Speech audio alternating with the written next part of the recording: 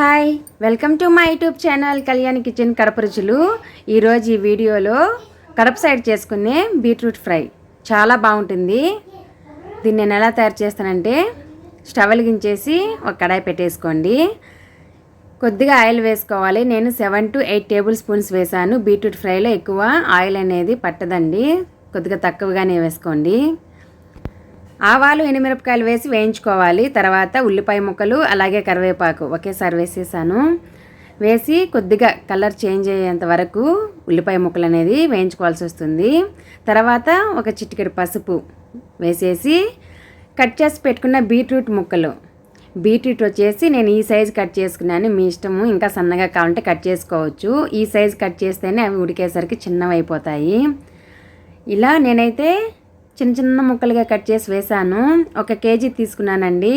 అంటే నేను ఇంకా పచ్చడి కానీ పప్పు కానీ ఏం చేయను, ఇంకా కర్రీలు. ఈ బీట్రూట్ ఫ్రైతోనే అయితే రైస్లో వేసుకొని కలుపుకొని తినేస్తాము. అందుకనేసి అయితే కేజీ తీసుకున్నాను. ఇలా బీట్రూట్ ముక్కలు వేసేసి ఒకసారి పోపు మొత్తము బీట్రూట్ ముక్కలకి పట్టేలాగా ఒకసారి మిక్స్ చేసుకోవాలి. తర్వాత వచ్చేసి నీళ్ళు, బీట్రూట్ ముక్కలు మునిగేంత వరకు నీళ్ళు వేసుకోవాలి. కరెక్ట్గా సరిపోతుంది. మీడియం ఫ్లేమ్లో అయితే ఉడికిస్తున్నాను.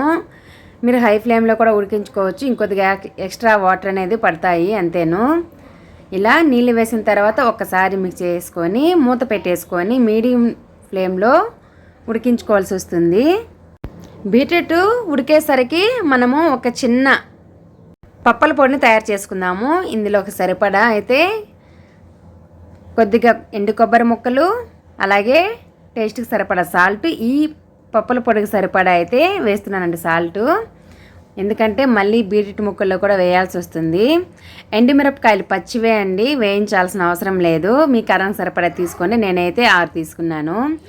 పుట్నాల పప్పు, కొబ్బరి 1 కప్పు తీసుకుంటే 1 కప్పు పుట్నాల పప్పు తీసుకోండి ఈక్వల్గా. ఇలా గ్రైండ్ చేసుకున్న తర్వాత వెల్లుల్లి రెబ్బలు ఒక చిన్న గడ్డ వేసేయండి. నేను పొట్టు ఒలసలేదు కాబట్టి కడిగి వేసేసాను. పొట్టు ఒలిచేట్టుగా ఉంటే మీరు అలాగనే వేసుకోవచ్చు. ఇలా గ్రైండ్ చేసుకున్న తర్వాత మూత పెట్టి పక్కన పెట్టేయండి. ఈలోపు ఒకసారి అయితే మనము చెక్ చేద్దాము. ఇలా మూత తీసి అయితే చూపించేస్తున్నాను. ఉడుకుతూ ఉన్నాయి కదా, మీడియం ఫ్లేమ్లో పెట్టేశాను. కింద పొంగిపోకుండా చూసుకోవాలండి ఆ నీళ్ళు అనేది. అప్పుడే మనకు బీట్రూట్ ఫ్రై అనేది చాలా బాగుంటుంది, టేస్ట్ పోకుండా. ఎక్కువ మంట అయితే పెట్టేసి మూత పెట్టేసామంటే పొంగి స్టవ్ పైన అంతా పడుతుంది కదా, అప్పుడు టేస్ట్ అనేది ఉండదని నా ఫీలింగు. అందుకనేసి పొంగిపోకుండా లో టు మీడియం ఫ్లేమ్లో ఉడికించుకోండి, సరిపోతుంది. అప్పుడప్పుడు మిక్స్ చేసుకుంటూ ఉండండి ఉడికేంత వరకు.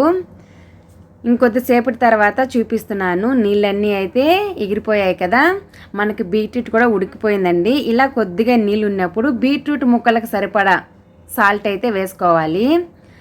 సాల్ట్ వేసుకొని ఒకసారి బాగా మిక్స్ చేసుకోవాలి. ఆల్రెడీ మనము పప్పుల పొడిలో వేసాము, ఇప్పుడు బీట్రూట్ ముక్కల్లో వేసాము. 2 సార్లు వేసినా కూడా కరెక్ట్గా సరిపోయేట్టుగా వేసుకోవాలి, అప్పుడే బాగుంటుంది. ఒకసారి మిక్స్ చేసుకొని మూత పెట్టేసుకోండి. నీళ్ళన్నీ లేవు కదా, ఇంకొద్దిగా ఉన్నాయి అంతేను. ఆ తేమ అనేది కూడా మనము లేకుండా చూసుకోవాలి. ఇంకా మూత పెట్టాల్సిన అవసరం లేదండి ఈ స్టేజ్లో ఉన్నప్పుడు. ఇంకా మీడియం ఫ్లేమ్లోనే పెట్టేసి తేమ అనేది లేకుండా అప్పుడప్పుడు కలుపుతూ ఉండండి, సరిపోతుంది. ఈ విధంగా చూస్తున్నారు కదా, సాఫ్ట్గా అయితే అయిపోయాయి. బీట్రూట్ ముక్కలు ఉడికిన తర్వాత మనము ఉన్న ఆయిల్లోనే లో టు మీడియం ఫ్లేమ్ని అడ్జస్ట్ చేసుకుంటూ బీట్రూట్ని బాగా వేయించుకోవాలండి. కరకరలాడేంత వరకు కాదు, కలర్ చేంజ్ అవుతుంది. బీట్రూట్ ఉడికించినప్పుడు ఒక కలర్ ఉంటుంది, ఇలా ఫ్రై చేసుకున్నప్పుడు ఒక కలర్ ఉంటుంది. పైన లేయర్ మొత్తము కొద్దిగా క్రిస్పీగా వచ్చినట్టు అనిపిస్తుంది. ఆ టైంలో మనం గ్రైండ్ చేసి పెట్టుకున్న పప్పల పొడిని అయితే వేసుకోవాలి. ఈ విధంగా వేసుకొని కలుపుతూ ఉండాలండి. తేమ అనేది లేకుండా చూసుకున్నారంటే బీట్రూట్ ఫ్రై చాలా బాగుంటుంది.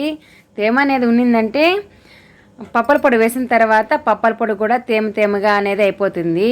తేమ అనేది లేకుండా చూసుకోవడం వల్ల ఇలా పొడిలాడుతూ సాయంత్రం వరకు కూడా అలానే ఉంటుందండి, చాలా బాగుంటుంది. పప్పల పొడి వేసిన తర్వాత 1 నిమిషం పాటు లో ఫ్లేమ్లో పెట్టి మంటని ఒకసారి బాగా కలుపుతూ ఉండండి.